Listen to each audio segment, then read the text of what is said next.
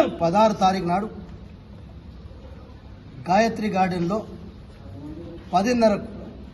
ఎట్లయితే పార్లమెంటు పరిధిలో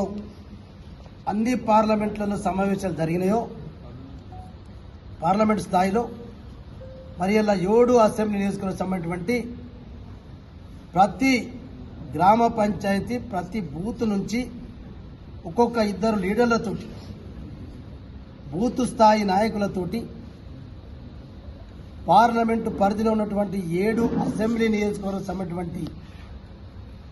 బూత్ స్థాయి నాయకులతోటి కేటీఆర్ గారి సమావేశం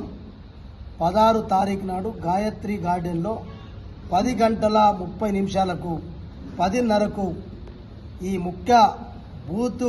కమిటీ ముఖ్య నాయకుల యొక్క సమావేశం ఉంటుంది కాబట్టి ఏదైతే